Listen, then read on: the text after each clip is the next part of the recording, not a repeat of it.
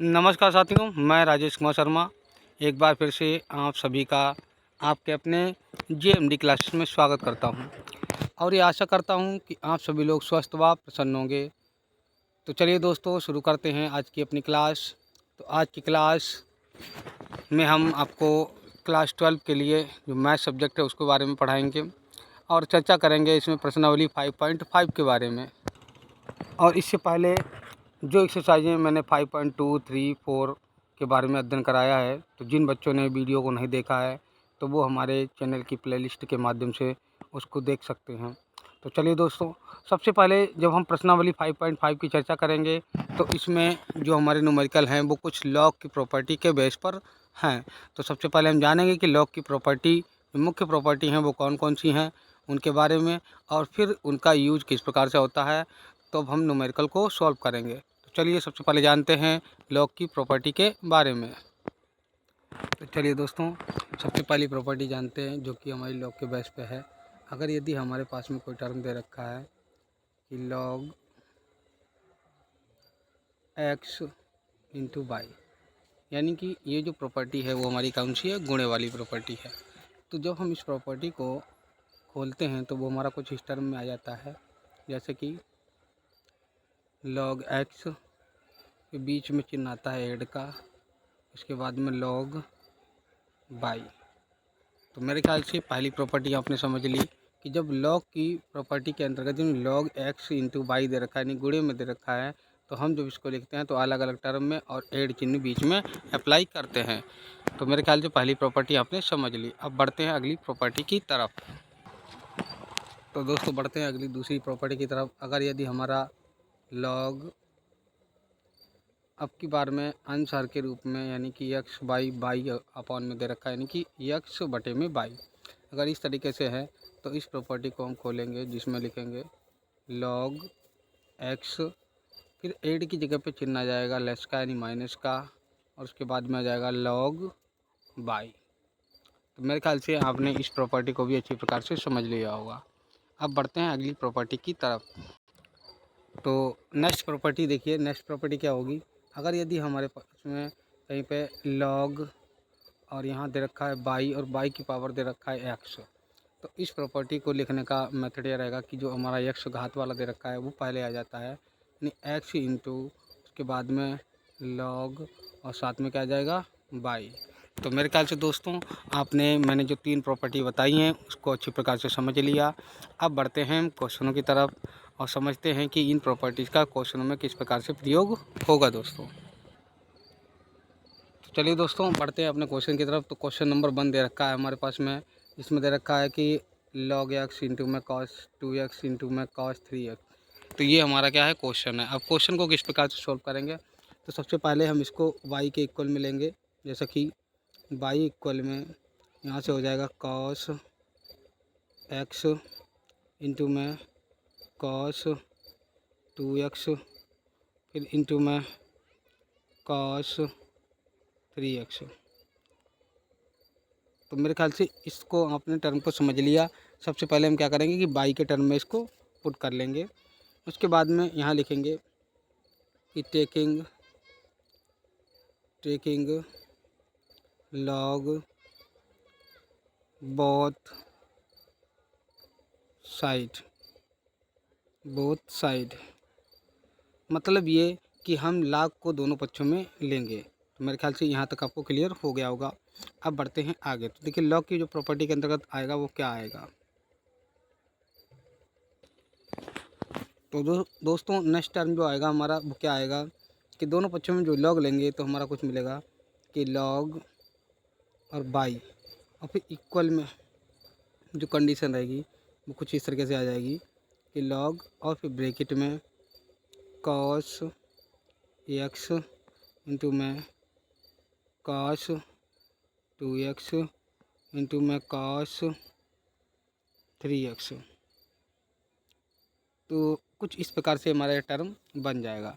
तो यहाँ पर जो हम प्रॉपर्टी पहली पढ़ी थी गुणे वाली, उस प्रॉपर्टी का हम यूज करेंगे। देखिए वो किस प्रकार से यूज में होती है। तो दोस्तों अगला टर्म जो हमारा आएगा वो कुछ इस प्रकार से आएगा कि लॉग बाई इक्वल में लॉग कॉस एक्स ऐड, उसके बाद में आ जाएगा लॉग कॉस 2x। फिर नेक्स्ट टर्म आएगा, वो आएगा लॉग और कॉस 3x।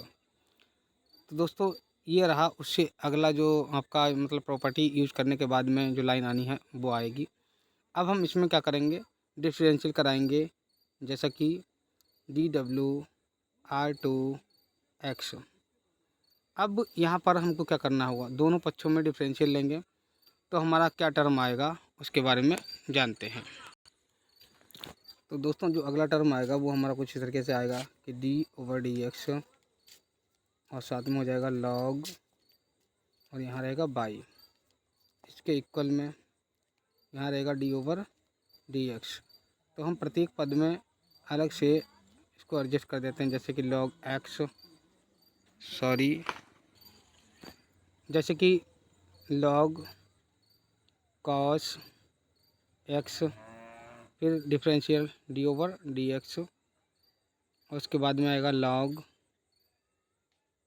और यहाँ हो जाएगा कॉस 2x।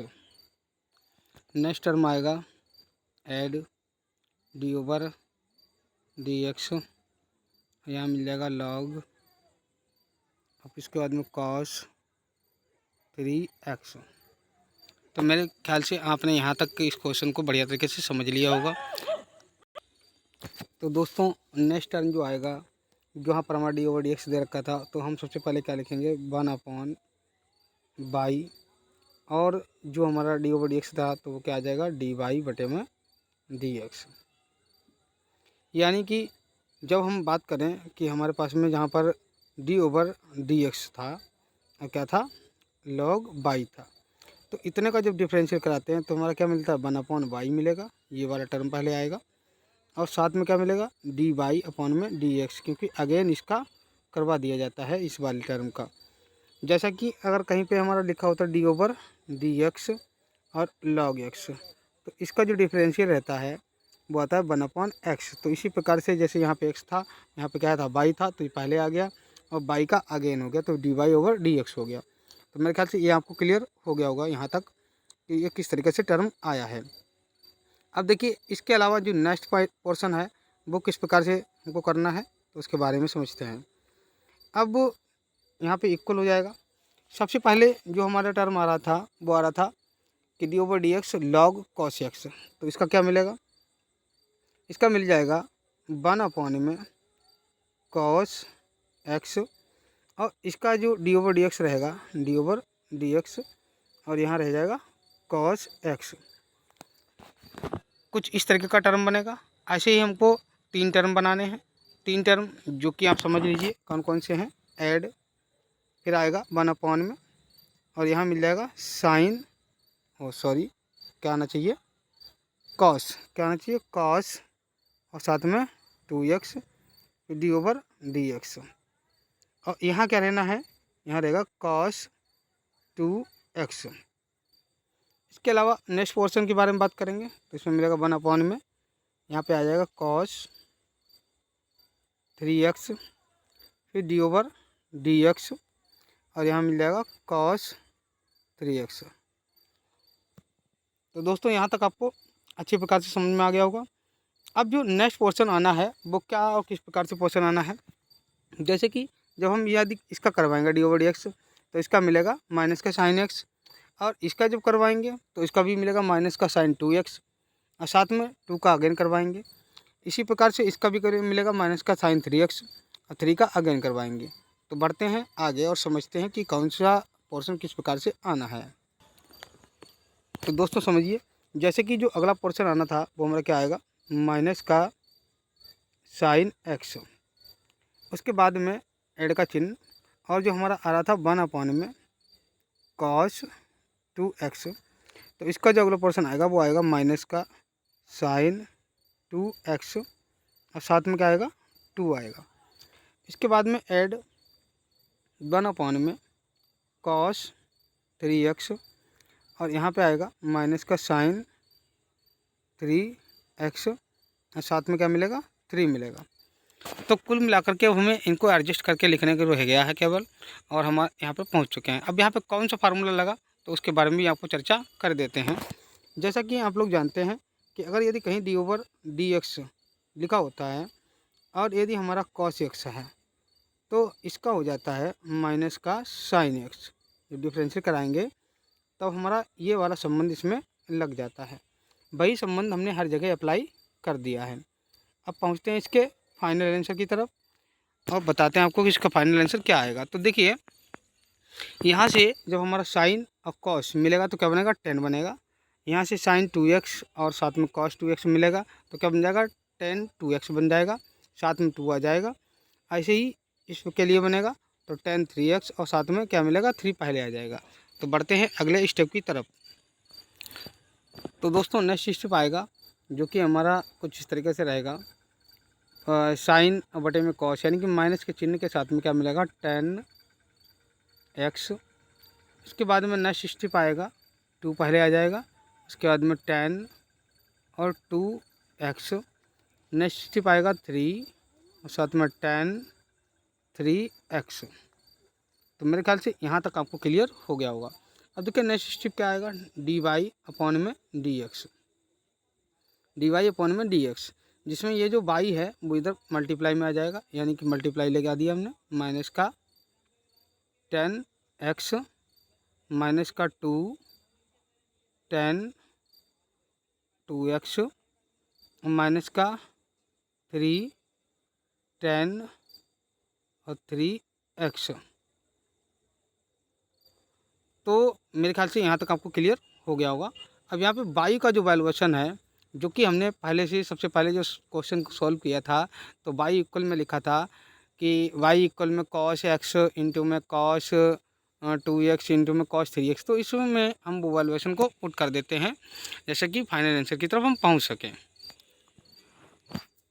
तो दोस्तों इसका फाइनल आंसर रहेगा dy/dx। इसके इक्वल में y वैल्यूएशन डाल देते हैं जैसा कि थी वैल्यूएशन cos x इंटू में cos 2x इंटू में cos 3x, और फिर साथ में ब्रैकेट में क्या था माइनस का 10x। लिखने में थोड़ी सी प्रॉब्लम रह रही है, चलिए फिर से लिख देते हैं 10x माइनस का 10 2x फिर माइनस का 3 10 और 3x। तो दोस्तों ये हमारा रहेगा इसका फाइनल आंसर, जैसा कि आप इसको अच्छी प्रकार से समझ चुके हैं। यानी कि dy/dx इक्वल में cos x इंटू में cos 2x इंटू में cos 3x और फिर ब्रैकेट में माइनस का 10x माइनस का 2 10x और माइनस का 3 10x। तो ये तो इसका रहा क्वेश्चन नंबर 1। अब बढ़ते हैं क्वेश्चन नंबर 2 की तरफ।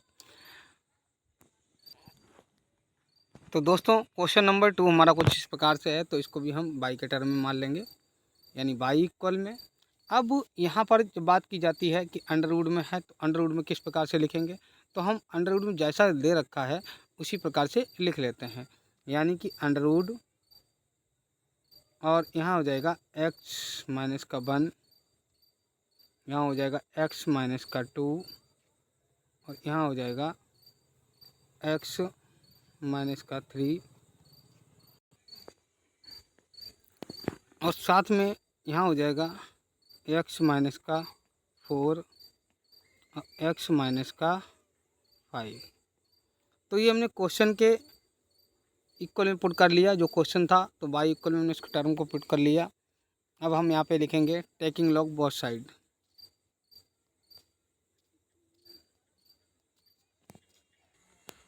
तो दोस्तों यहाँ पर हम लिखेंगे टेकिंग लॉग बोथ साइड, और इतना लिखने के बाद में दोनों पक्षों की तरफ हम लॉग का यूज करेंगे, जैसा कि पढ़ते हैं आगे।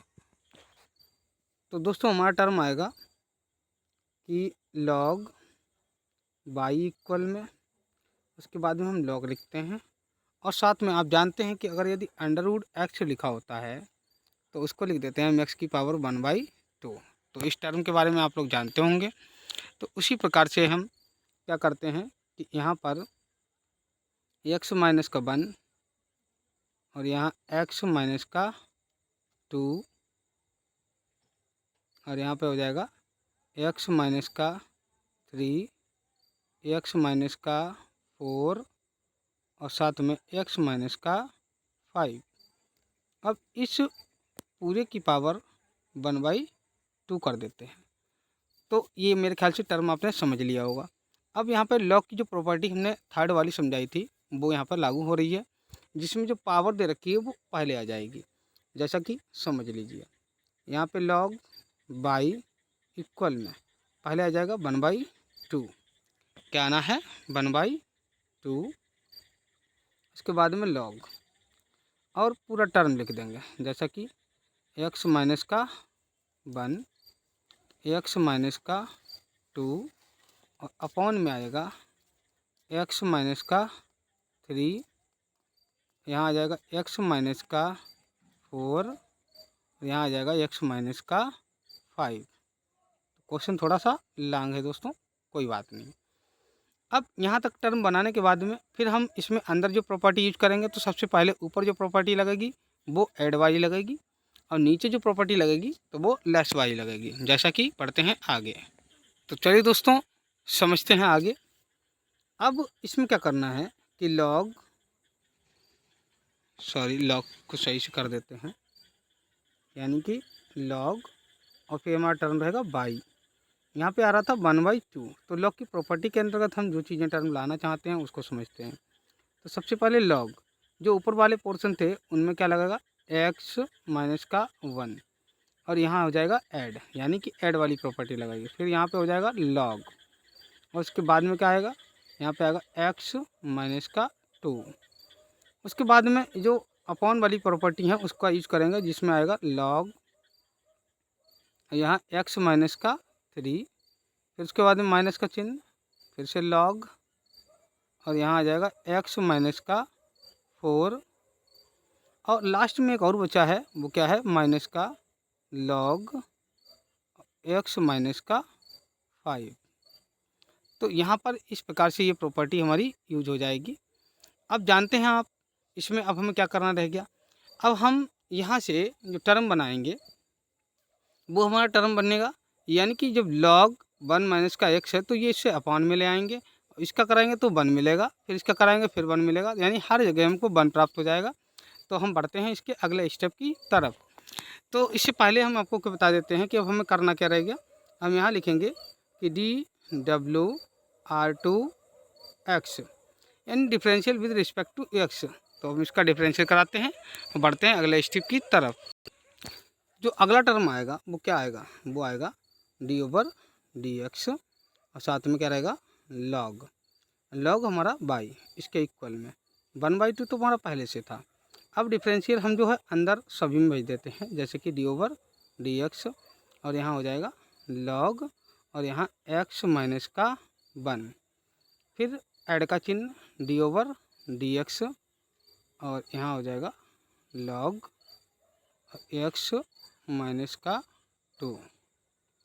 इसके बाद में माइनस के चिन्ह के साथ में लॉग और यहाँ क्या रहेगा, डिफरेंशियल रहेगा, डिफरेंशियल लिख देते हैं, यानी कि d/dx और यहाँ लगा लॉग, अब आएगा x माइनस का 3, इसके बाद में फिर माइनस का चिन्ह और फिर डिफरेंशियल, फिर से रहेगा d/dx और यहाँ लॉग और x माइनस का 4।